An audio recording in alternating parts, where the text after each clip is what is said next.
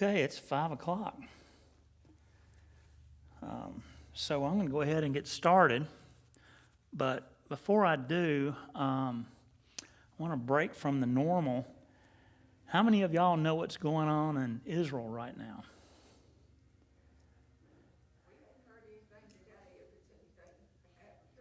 Yeah. So for those that don't know, in the past week, the IDF, the Israeli Defense Forces, gave pagers out to a lot of the Hezbollah leaders. And in one final command to the pagers, they all exploded at the same time and killed several Hezbollah leaders and wounded a lot of them. But in retaliation, this week, Hezbollah sent a bunch of, even before I say that, Israel then countered with another rocket barrage over in Lebanon and killed several more Hezbollah leaders. But Hezbollah retaliated this yesterday, as a matter of fact, and sent a barrage of missiles into Israel, which the Iron Dome intercepted most of them. I learned today that the Iron Dome, if it knows where the missile's going and there's nothing in that area, it just lets it go ahead and hit, because it's going to blow up in the middle of the field or something, and they don't care. But it saves on their resources. But I say that to say this, is that Israel they have a front going on still with Hamas in the south, and it's getting ready to explode in the north. And as Christians, we need to be praying for Israel. Most of the people that live in the northern Israel, that part of the country, are no longer there. They've moved out of their homes or living in apartments or wherever they can live. But there's a whole lot of displaced people in Israel right now. But the attack is on and the war is getting ready to start. The ground war is getting ready to start, I believe. So they're going to be having a ground war on two different fronts, in the south and the north. And like I said, we need to be praying for Israel, because when you look at prophecy and, people ask, what's the end times? When are the end times? Well, I believe, and just like several others, but I believe that Israel is God's timepiece for the end times. So if you look at Israel and what's going on in Israel, that's kind of the hands of the clock. Because when you look at all that, where's Jesus going to put his feet down? When he comes back to earth, where is he going? The Mount of Olives, right? That's where? That's in Israel. And where's the temple going to be built? In Israel. So you got to look at what's going on in Israel today and really see what God's timepiece is for the end times. But as Christians, we need to be praying for the Jewish people. They're under attack right now more than ever, and it's getting bad over there. So we need to pray for them. So Clarence, go ahead and lead us in, and then I'll get started on tonight's lesson. Lord, we thank you and praise you that we live in a free country.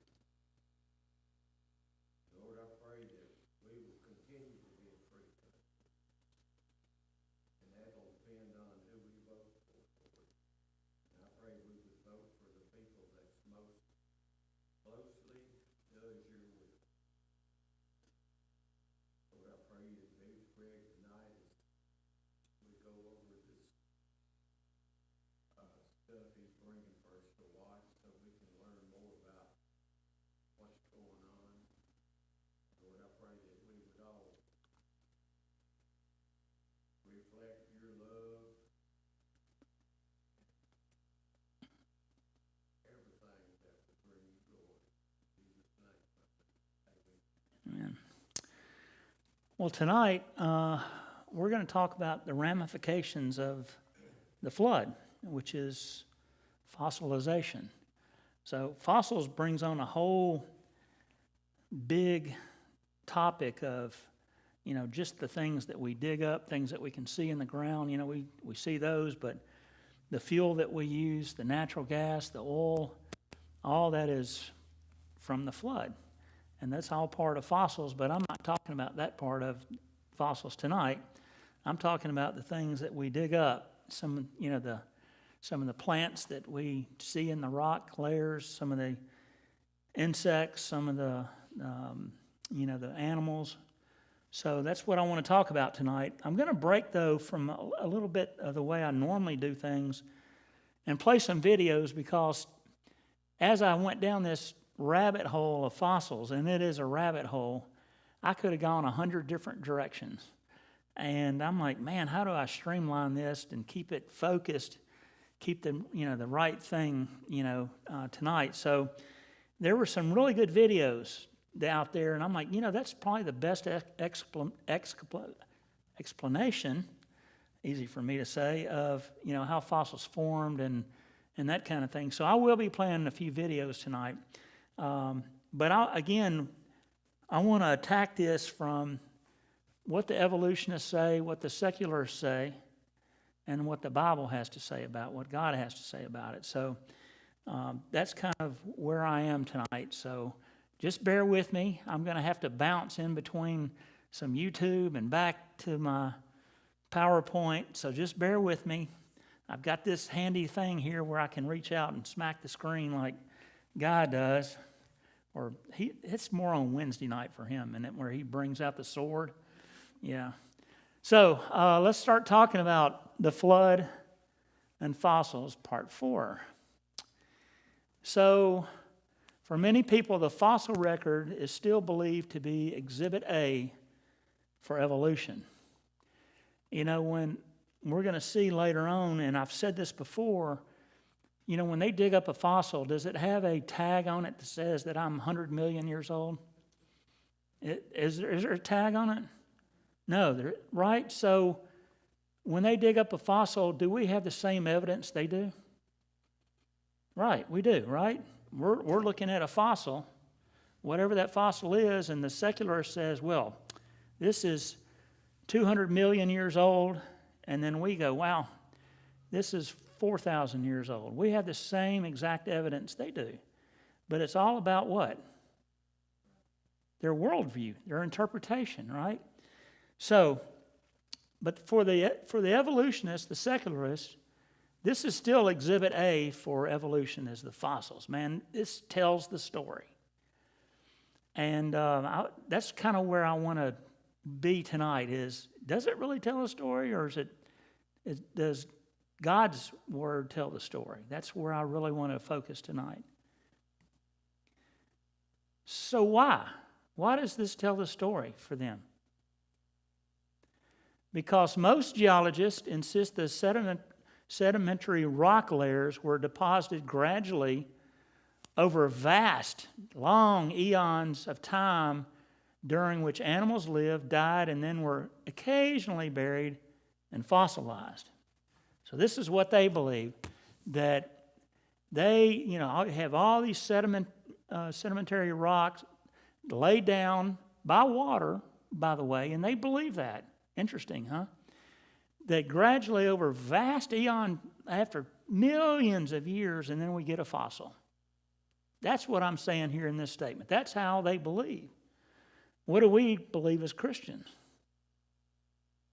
That God created it. God created it, correct? The flood caused the rest of it. The flood caused it, right? So when we watch these videos, some secular videos, and read some secular articles, I'm going to point out some things to you, and you're going to go, hang on a minute. And that's what the Christians say. That's what God's people say. So when these fossilized animals and plants are found in the Earth's rock sequences in a particular order of first appearance, such as animals without backbones, invertebrates, and so they're always in the lower layers, followed progressively upward.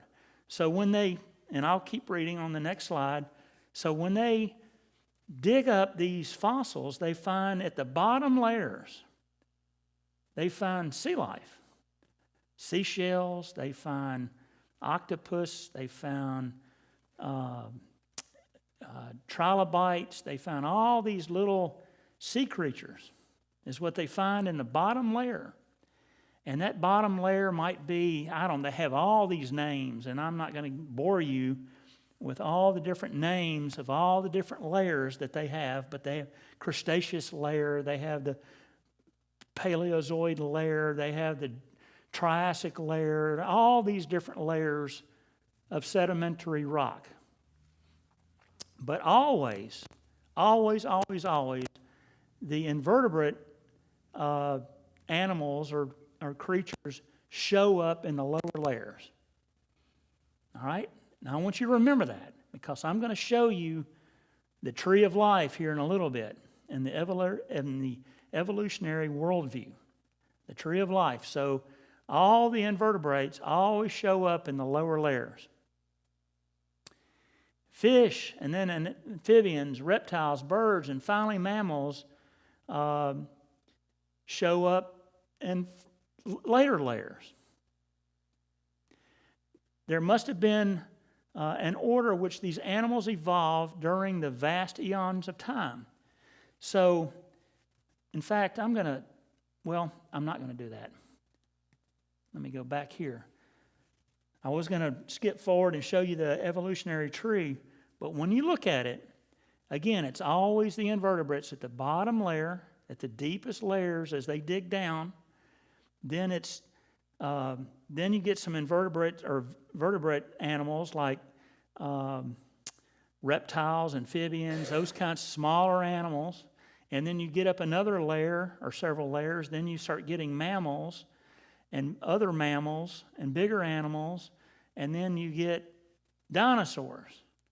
So they always say that it starts down here with the invertebrates and always works its way up. Okay? I want you to remember that, because when we get to the Christian worldview, you know what? We have the same thing. We understand the same thing, but it's a different process. All right. However, in reality, it can only be dogmatically asserted that the fossil record is the record of the order in which animals and plants were buried and fossilized. That's what I just said. Furthermore, the vast eons of time are unproven and they're unprovable. All right? How do they know? How do they know those animals or those invertebrates or even the soil that they're in the sedimentary rock? How do they know that it's millions of years old? How do they know? How can they measure that? Were they there? They weren't there. Were there, like I said before, were there tags on those things that said, I'm 200 million years old? No. How do they know? Because they're what? They're assuming. In their worldview, they're assuming that because the layer that they're buried in, we know that layer is 200 million years old. Therefore, the creatures that are in that layer are how old? 200 million years old. Well, how do you know they're 200 million years old? Well, because the soil they're in is 200 million years old. How do you know the soil is 200 million years old? Because those creatures are 200 million years. It's like circular reasoning. So they don't know. They're just making the assumption. And that's all they have. They have no proof. It's unprovable. They weren't there. They didn't see it happen. Okay, so I'm moving forward based on the assumptions about how quickly sedimentary rock layers were deposited in the unobserved past. So again, unproven, unprovable, and unobserved. That's what they have, just like we have. But we have a record of it, right? Who was there in the beginning? God, right? We have a written record. They don't. Instead, there's an overwhelming evidence that most of the sedimentary rock layers were deposited rapidly. And how do they know that? How do we know that? Well, I can tell you how we know it, because the flood. And the flood was on the earth for how long? A year, right? We know that because of the written record in the Bible. But they know it too. Because I'm going to jump ahead. But in order to create a fossil, they have to have sedimentary rock bury an animal quickly. They know that. Without a doubt, they can do it in the present. They can do a scientific experiment right now in the present. In fact, I'm going to show you this here. It's pretty cool. But in the present, they can make a fossil. But they have to deposit that dead animal very quickly. Okay? So, let me ask you, if a fish dies, you've all been to the lake, I'm sure. But if a fish dies, what happens to it? It floats, right? Does it sink to the bottom? If it did sink to the bottom, what would happen to that fish? It'd get eaten, right? What's down there to eat it? Crabs, catfish. There's all kinds of little creatures down in the bottom of the ocean or a lake that eat that thing, right? So how does it become a fossil? Makes you think. But we're going to watch the video here that goes, no, this is how it happened. But logically speaking, because you've observed it in the present, no, that's wrong. That's 100% wrong. So what I'm saying is what they're teaching is a lie. It's a lie. So, indeed, the most impeccable state of preservation of most fossils requires the animals and plants to have been very rapidly buried, virtually alive. That's how you make a fossil. It has to be buried quickly. If it doesn't, the scavengers will get after it, they'll eat it, no fossil. What else happens? If you driving down the street and you run over a dog, does that dog become a fossil? Why? It decomposes, right? What else? Vultures eat it, that's right. Flies, all kinds of things. The sun bakes it. A whole lot of chemical processes are going on. But after about 3 weeks, 4 weeks, is it fossilized? Can you go over there and pick up that fossil dead dog and go, hey, here it is right here? No, you can't. It's gone, right? So, but if you buried it very rapidly, then you could have a fossil. Maybe have a fossil. And by the way, fossils are extremely rare. And I'm going to let you in on a little secret. What percentage of fossils? So we got 100% of fossils. What percentage of fossils, of 100%, are mammals?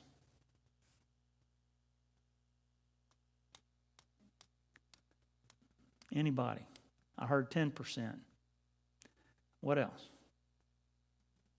Come on. No. About 99% of fossils are marine fossils. Marine.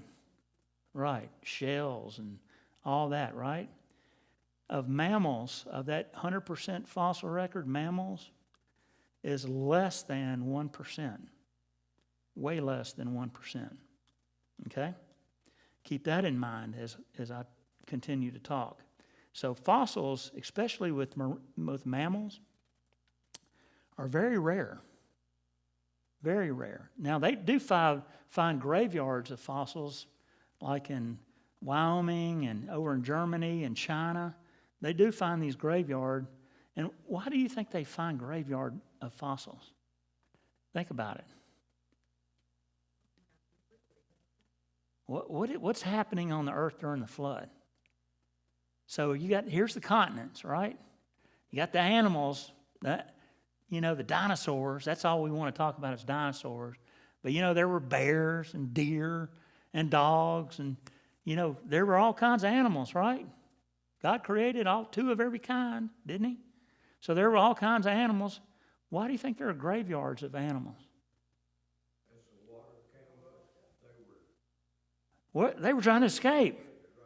They were trying to head to high ground. And that's why you find graveyards of fossils.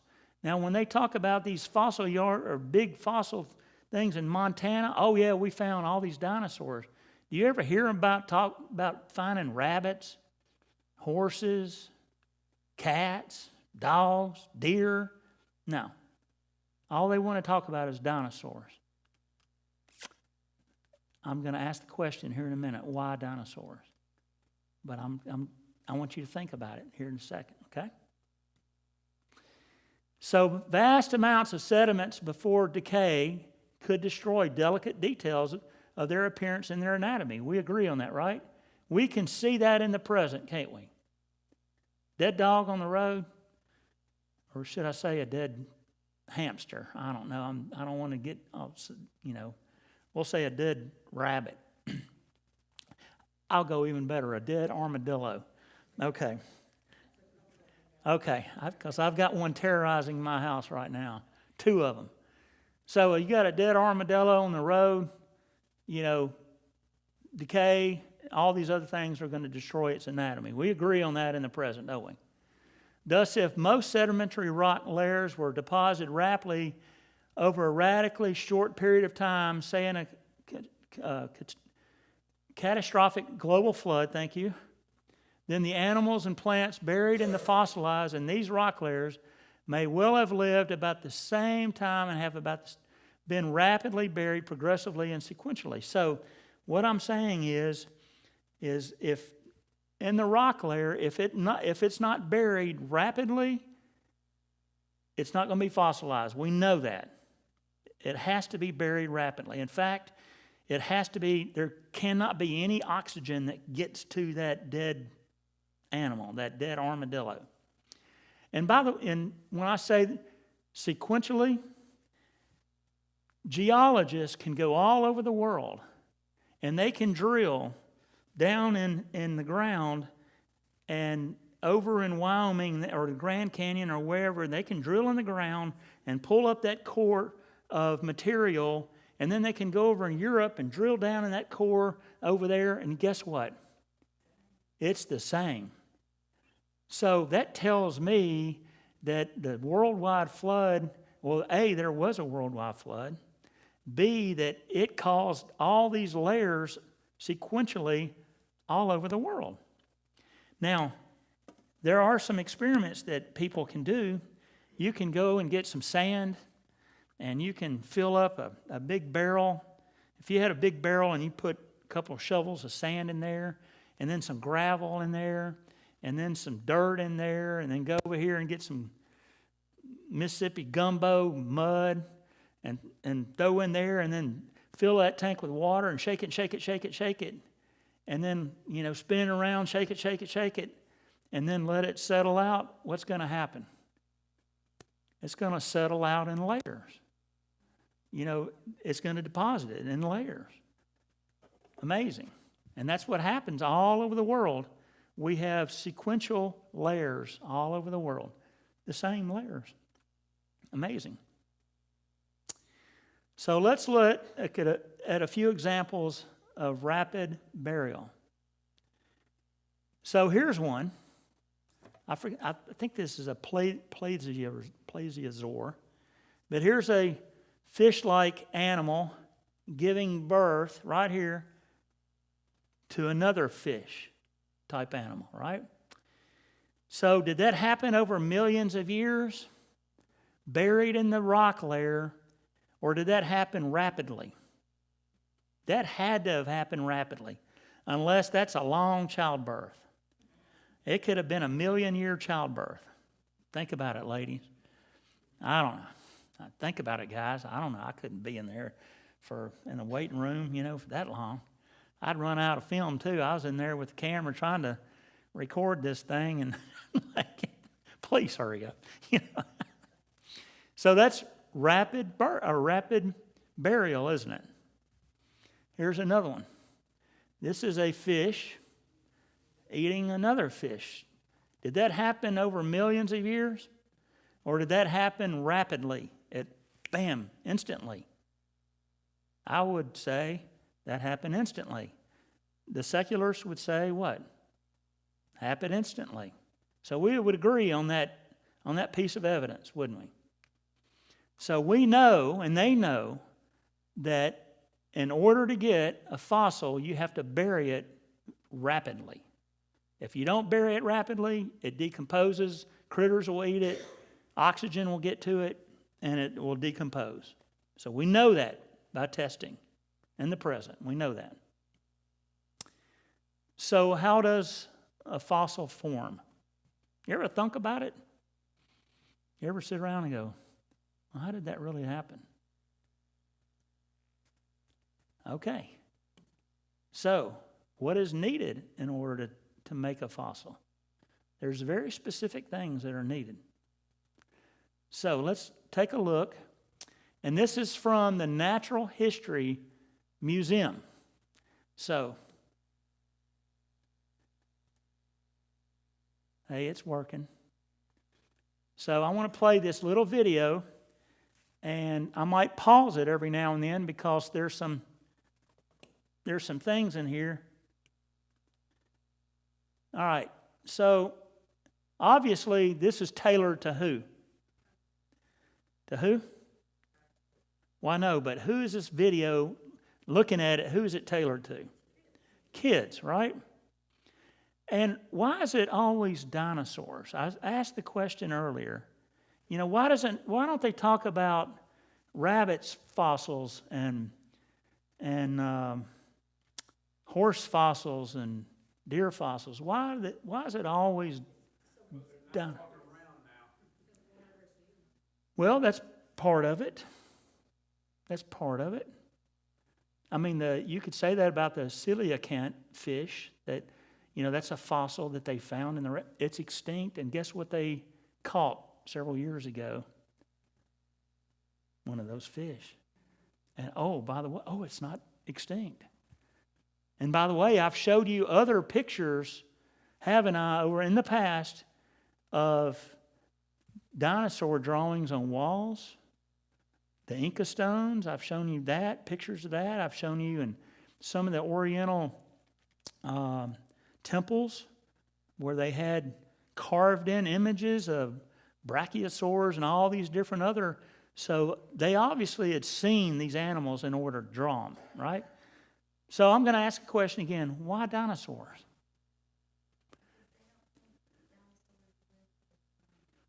Well, that is correct. They don't think. But I'm going to give you I think that the real answer is dinosaurs are the eye candy for kids. It's the eye candy. You know, what kid doesn't know about a dinosaur? Right? How many cartoons are there about dinosaurs? I mean, we grew up with the Flintstones, right? But, you know, there's all these kids, they love dinosaurs. They can tell you the names of them. I'm like, man, I can't even pronounce that. They could probably spell some of these things, but it's the eye candy for kids. And this is what it appeals to kids. So if they can tell you that a dinosaur is 200 million years old in a cartoon like this, what is a kid going to grow up believing? That dinosaur is 200 million years old. So it's the eye candy. And this is what I've been saying all along, is if we don't get to our kids now with the truth, this is what they're going to believe. Okay? So let me go ahead and play this.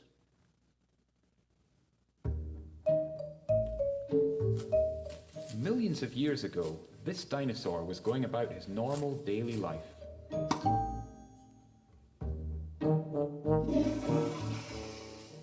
But his day went from good to bad, really bad. After he died, other dinosaurs ate him, and the rest of his skin and muscles rotted away, leaving just his bones. These were quickly buried by mud. Over millions of years, more layers landed on top. Okay. Mud, sand, and even volcanoes. So what did he just say? Over millions of years, what? He was quickly buried, right? Isn't that what we believe? Right? But over millions of years or over a short period of time? Right. So we have the same evidence. Once again, they say millions of years, we say rapid burial during the flood. Volcanic ash. This added up to All right.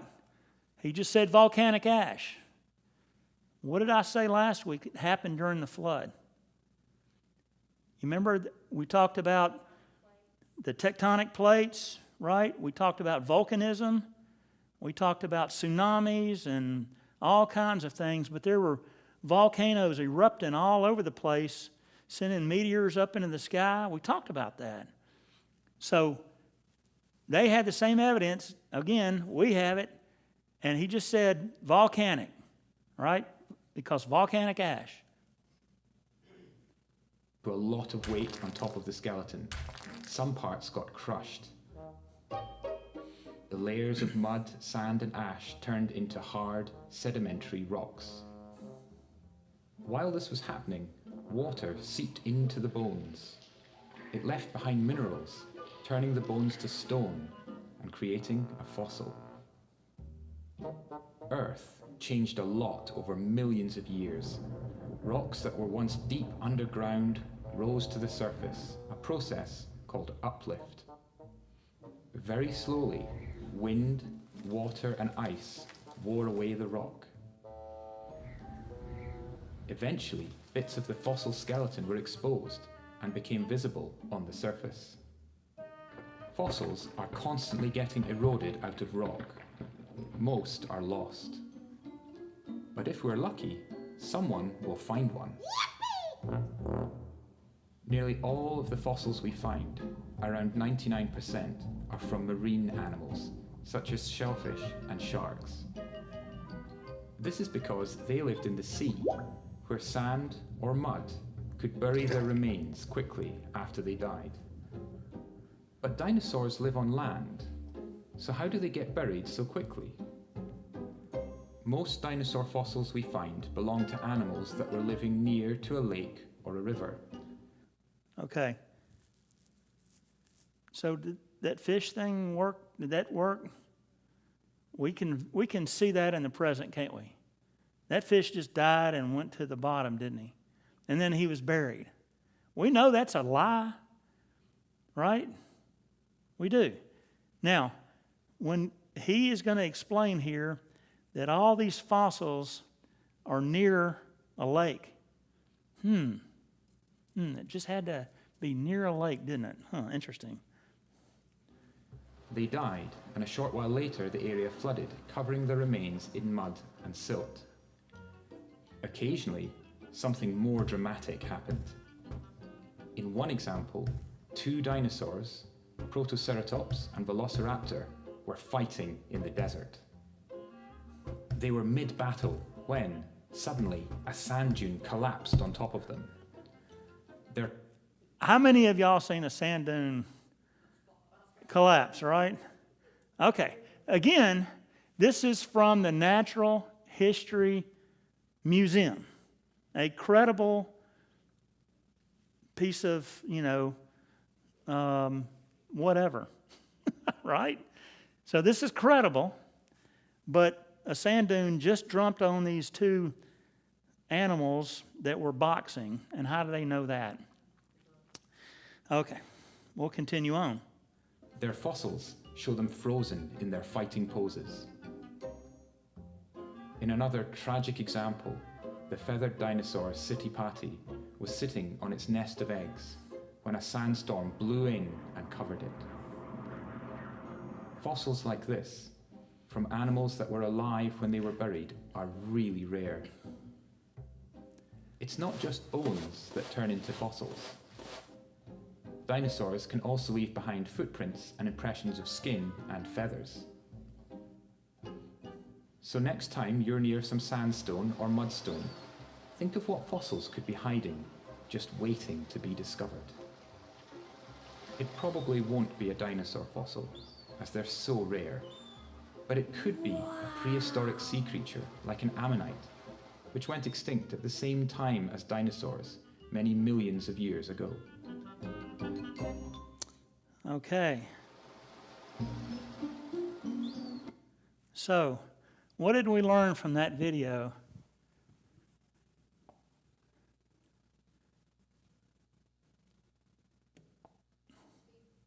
Did he get tails of whoppers? Yeah. Has to be mud or something, some kind of water.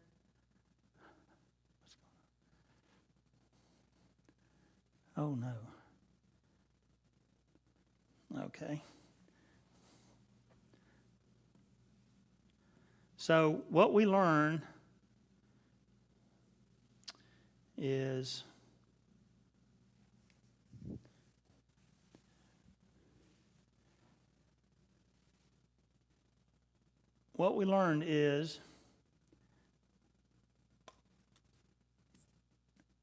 based on that video, the only real truths about how fossils form is this. The creature or the plant gets rapidly buried. We learned that, right? And these are the truths. There needs to be pressure. You have all these rock layers, sedimentary rock, pushing down on this fossil. There has to be pressure. There has to be heat. So those three things must exist in order to create a fossil. So that's about the only three truths that I got out of that Natural History Museum video. What are the false teachings that they gave you in that video? That's one of them, millions of years. What else? I'm sorry? Sporadic, yeah. Yeah, well, some of the other non-truths is that, this big sand dune obviously just fell on them out of the sky. That feathered fossil, did you pick up on that one too? The feathered dinosaur. I already talked about that in a previous deal. So there were a lot of non-truths in that video. What did our kids hear? Man, that was real. That's how it happened right there. That's how dinosaurs became fossils. So let's look at one more video from a different perspective, okay? I love when a plan comes together and it works like that. Were remains of plants, animals, humans, or other organisms from the distant past, and is one of the most important clues researchers use to paint a picture of where we came from. So far, according to scientists, these clues seem to tell us that modern humans have been around for about 200,000 years. Before that, we were Neanderthals. Go back 4 million years and we were basically a bunch of apes. But what if this wasn't the case? What if there were fossils that tells a different story and paints a different picture of who our ancestors really were? In this video, we're going to be talking about some seemingly impossible fossils that could completely rewrite human history. First up, let's take a look at what seemed like a metal screw found embedded in a rock that is around 300 million years old. In the 1990s, a Russian research team which investigates paranormal activities claims to have found a screw about 1 inch long when they were investigating the remains of a meteorite in the Kaluga region of Russia.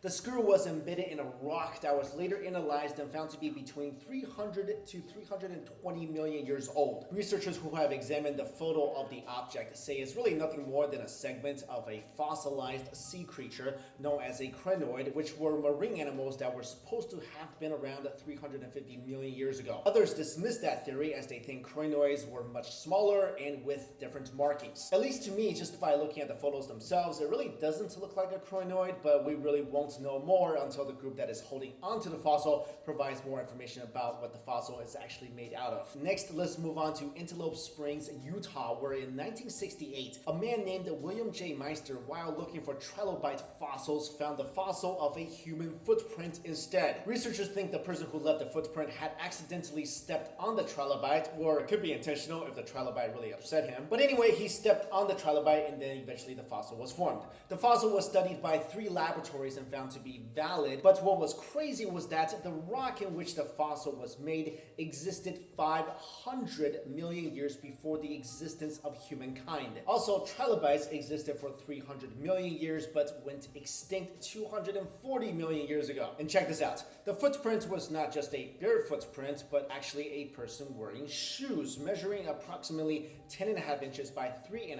inches. Wait, that's my shoe size, but I was so careful. The finding was, of course, not without controversy, as some researchers believe that although the trilobite was indeed real, they think the print themselves were formed naturally. To me, the Meister print does look like a shoe print, and actually, human footprint fossils are not all that uncommon. For example, the next item in our video, the Zapata footprint, was discovered by a hunter in New Mexico. The hunter was so intrigued by the find that he told his friend, Dr. Don Shockey, who had a strong background in archaeology and anthropology. Dr. Shockey, along with archaeologist Dr. Don Patton, returned to the site, and they photographed and analyzed the footprint and determined that the stone the footprint was found in was limestone from the Permian period, some 250 million years ago. Next, this is really cool, the London hammer. This interesting item was found in London, Texas. Yeah, London, Texas, in 1934, when a couple, Mr. and Mrs. Max Hahn, went for a hike along a creek and saw a small rock with a piece of wood sticking out of it. The couple found it peculiar, so they took the rock home. Many years later, Max's son George broke open the rock with a,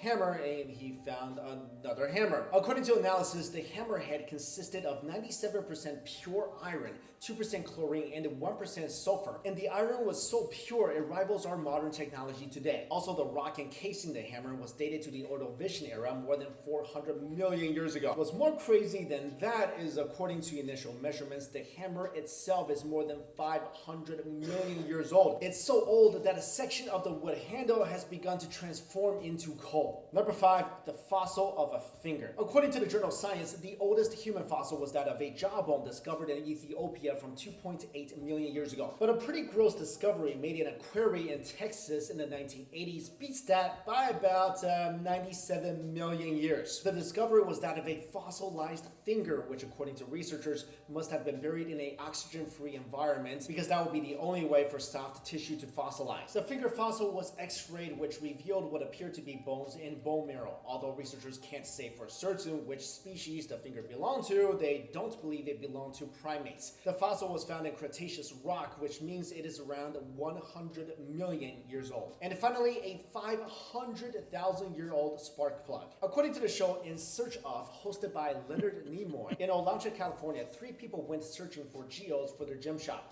The geodes they collected didn't really seem out of the ordinary, but when they got back to the shop and was attempting to cut them open, one of the geodes broke their diamond saw blade. Within the geode, they found what looked like some sort of modern device, and the outer layer of the device was encrusted with fossil shells and 2 metal objects that resembled a nail and a washer. The inner layer of the device was decomposing copper, which surrounded a porcelain cylinder. The geode that the device was encased in was analyzed by a geologist and said to be around 500,000 years old. The device was also x-rayed, and that's where it got even more intriguing, because researchers saw what looked like some sort of a tiny spring or helix. There has been many theories as to what the device was, with the most popular one being that it was very similar to a modern day spark plug, as the internal mechanisms seem to match. When I started working on this video, I found so many discoveries of ancient fossils and artifacts, which I will do a video on that later, and these seemingly impossible.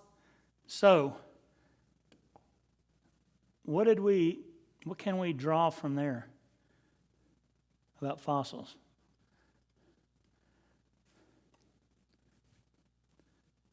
Come on, man. See if y'all can hear this crunch. I don't know what that is. So, let me go home and probably kill whatever that was. Okay. So what we can deem from that is that, man, I'm all over the map here. No thanks. So what we can get from that is that they found all these different fossils, right? And layers that were supposed to be millions of years ago, and they were all pretty what? A lot of them were modern. A spark plug, a hammer. So does it take a fossil millions of years to form, or can they form rapidly? Well, the answer is rapidly. In fact, you can form a fossil in one day. They've done it. In fact, we're going to look at fossilization here from a different perspective, and that might be the last video I get to show based on time. But this is from Answers in Genesis, and I really like this one. Grew up like I did, taught in a state-run school system, you probably have a ready answer. Millions of years. I grew up learning the typical evolutionary story party line regarding rocks and fossils, that slow fossilization ideas were true, and that fossils were millions of years old. I read books with detailed and colorful diagrams showing that fossils formed mostly when animals and or plants died in watery environments. And there would often be references to former inland seas from millions of years ago, of course, in the area where the particular fossil being discussed was found. And I could easily recite standard examples of how fossils form to any adult that would bother to take the time to listen. I'd typically use the canned example I'd seen and heard so often, a fish. According to the typical series of pictures I'd seen depicted in a wide assortment of books, a fish would die, sink to the bottom of a lake, and get slowly covered in layers of silt and mud. Then, as millions of years would pass, the sediment got compressed as new layers gathered. The mud would turn into rock, the fish would become permineralized, and voila, it became a fossil. And so convincing was this seemingly scientific process that I never seemed to compare it to what I'd actually observed dead fish doing, sitting on the bottom of the Atlantic at the end of a wooden dock I'd sat on, feet dangling over the water in Newfoundland. If I'd just taken a few seconds to think about it, I would have easily realized that what my own eyes observed is that dead fish tend to float and bloat, and the ones that were at the bottom were chewed up by crabs and little nippers quite quickly, and even the bones didn't last all that long. I realize now that I'd been taught what to think, not how to think, and I never heard anyone challenge these ideas in class. And like me, due to that widespread evolutionary indoctrination in the school system, most people, even Christians, still believe that it takes millions of years for rocks to form and a living organism to become a fossil.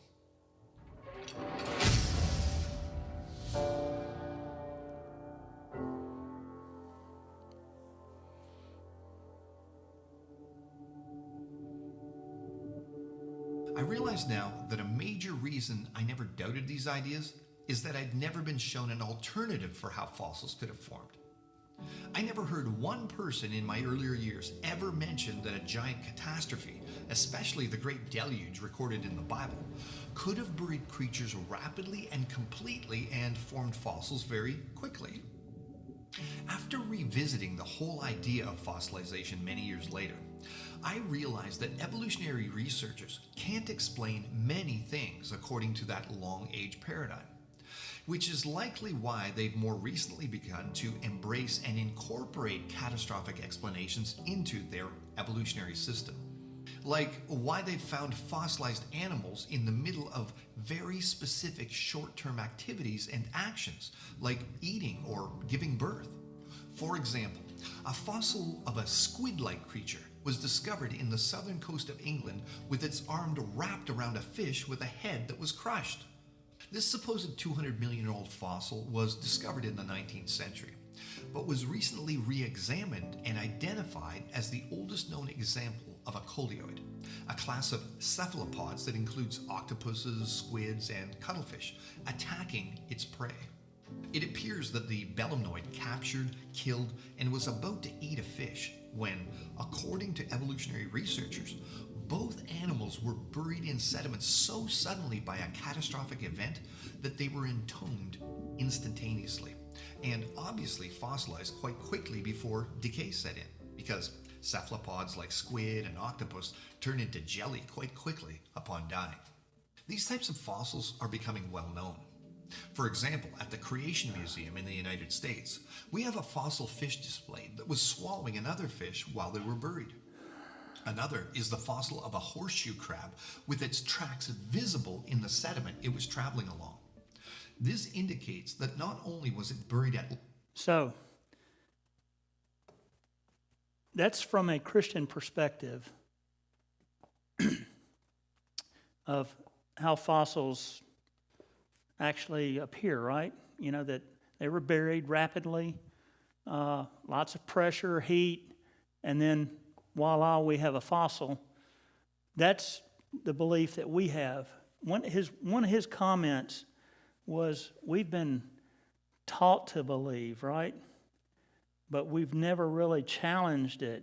Did y'all pick up on that comment he said? And, you know, that's the part where we don't think for ourselves anymore. We just assume, you know, just because it's on TV, just because it's on National Geographic, that it's got to be real, it's got to be truth. And we don't challenge that. And, you know, as a society, that's where we're falling down. And, you know, that's part of the reason I'm here, you know, on Sunday nights and you're here, is that, you know, we need to challenge it. We need to teach the truth to our children. I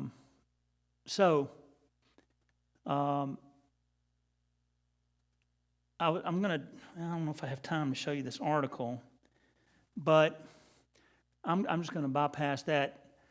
But what that article was from a secular magazine, and it showed how they created fossils in a day. And they just it kind of blew their mind that, wow, we can do this in a day and it doesn't take millions of years. This is a whole new subject with them. And it's really challenging them. I don't know if you picked up on that. He even said that they're kind of rethinking about, you know, what happened, you know, this catastrophe. There had to be a catastrophe. And it just blows my mind that where water's on 70% of this globe, 70%, and they want to discredit a global flood, but they want to say there was a flood on Mars. You know, it just blows my mind where they haven't found water on Mars, but that's what they believe. But they won't believe that there was a global flood on this earth. Earlier on, I talked about the tree of life within the secular mind. So this is down here, and what do you see? You see sponges and, you know, worms and all these sea creatures down here, right? So everything started in the lower layers, all these sea creatures, and then as you move up the food chain, if I can say it like that, but then you get to amphibians and reptiles.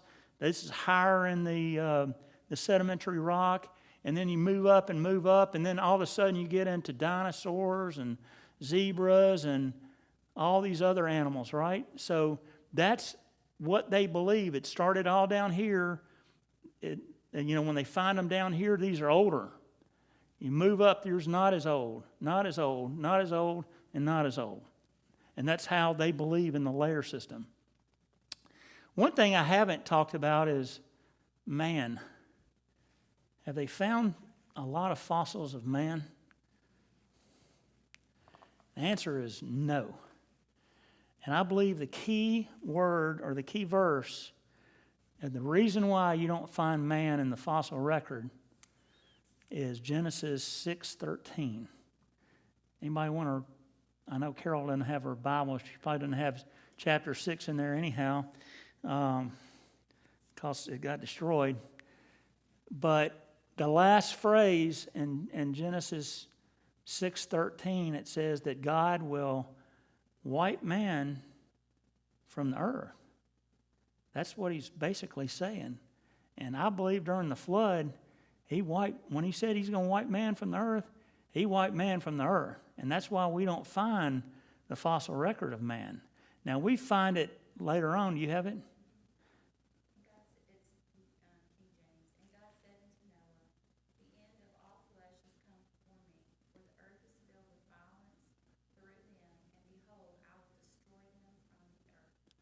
Destroy them from the earth.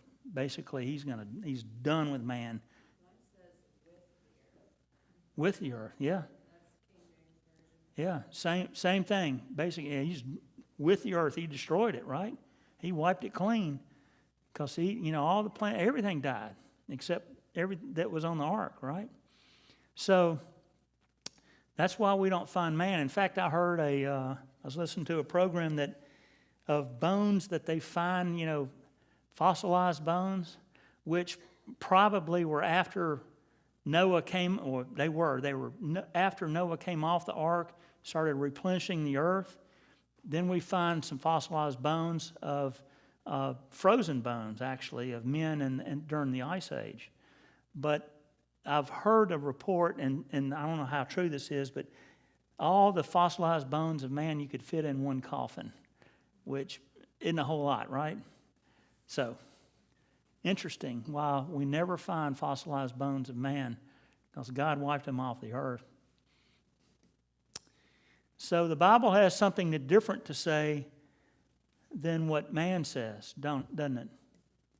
And so not only did the animals and plants have to be buried rapidly by huge masses of water transported by sediments to be fossilized, but the general vertical order of burial is also consistent with the biblical flood. So why do you think shellfish and all those things are at the bottom? Because that's where it started in the fountains of the great what? The fountains of the great deep came busting forth. All those little critters lived on the bottom of the ocean. What just got killed first? All those little critters, right? That's why they're at the bottom of the sedimentary rock layers, because they died first. And then, as the animals that were on land, they're running for cover. They died last. That's why we see them at the top of the layer, right?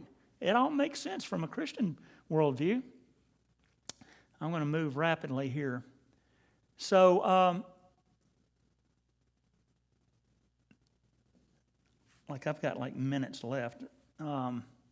There's one other thing I want to show you here. So the Bible is the thing, is the book or the text that gives us all the mechanisms to create fossils. The Bible explains it all. In fact, the floodwaters to carry all types of sediments.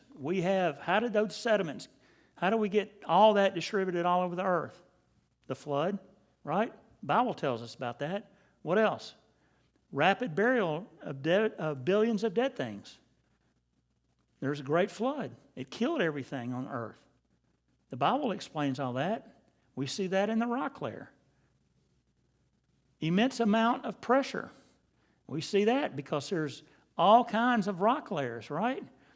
Carol's been to the Grand Canyon. Anybody else been to the Grand Canyon? And you look up on the walls, what do you see? Straight lines, right? Rock layer after rock layer after rock layer after rock layer. You see hundreds and hundreds of rock layers. So you have immense amount of pressure to make those fossils, don't you? With all these different rock layers. The Bible explains all that. Heat from the earth's crust as well as volcanic activity. What's it take to make a fossil? You got to have burial, rapid burial. You have to have pressure, and you have to have heat. All that's explained through the flood, isn't it? So the flood accounts for all the fossils.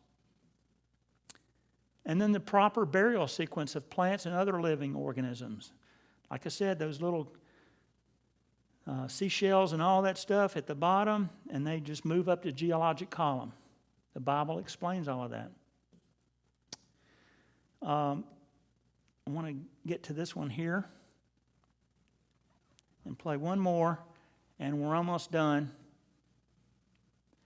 And I don't know if any of y'all In the have... science of paleontology, that would be fossils. Human and dinosaur footprints together. Well, there you go. This is 1999, and the Paluxy Riverbed had dried up that year. So it looked like a good time to map the fossil beds, because usually they're underwater. And so on your right, where the grass is one side of a rectangular sandbag perimeter. And I'm walking down the way, and here's the sandbag, and then it comes over here, and it comes back behind where I was taking, or where the photographer was taking the picture. And we poured water in the track just so you can see the shape of it and the color of it. And so this is the world famous Taylor Trail of about 20 or so tracks down the muddy thing before it hardened, crossed at about a 30-degree angle with dinosaur tracks. Did humans and dinosaurs live at the same time? Obviously, they did. Here's one of those 20 tracks, obviously a left foot. And you can see the big toe, the mud up push between the toes, the toe scoop, the heel, and so on. This is the same track at high noon in about 20, what year was that? I think I don't have the date on it. But maybe you can still see the mud up push from the previous slide, and the kind of where the toes push the mud back into it, and then the heel, a little bit of erosion in the time that changed. Here's another one of those tracks. Notice the mud up push. When you step down in mud, you're going to displace a volume, and so it'll dome up, and that up push is a very significant feature of that track.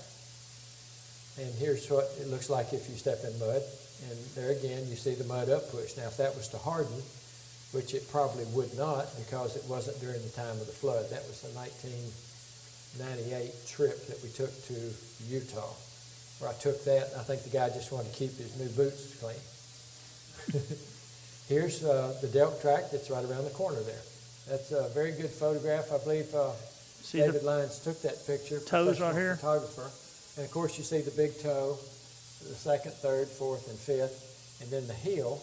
And it was the footprint of the dinosaur disturbed the footprint of the man.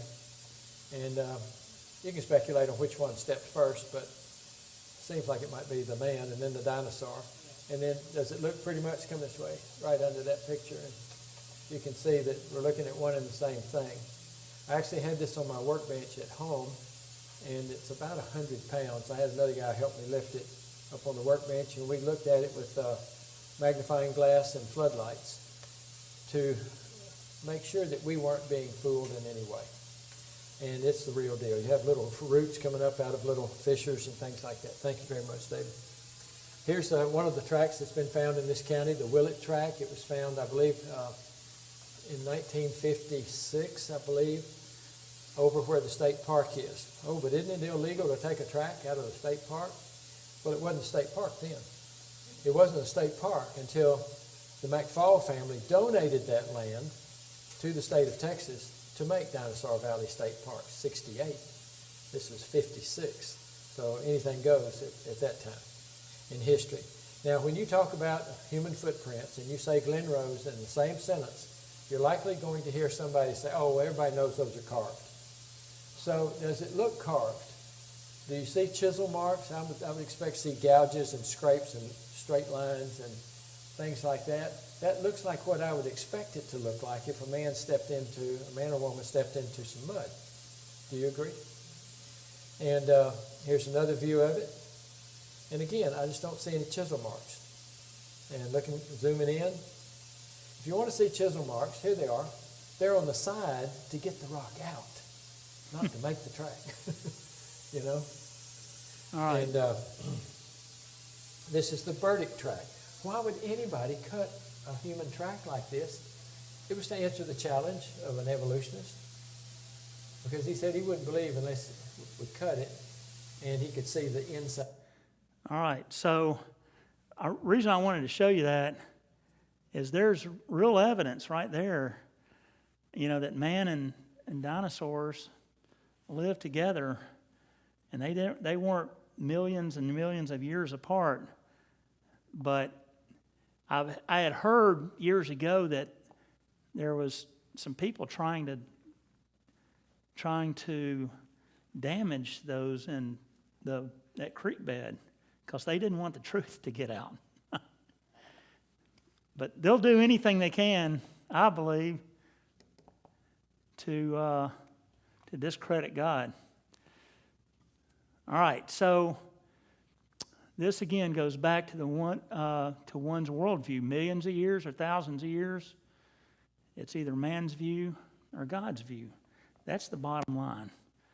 And hopefully showed you a little bit about fossils and how they're created, how it doesn't take millions of years. We can do it in a day. They've already done it in a day.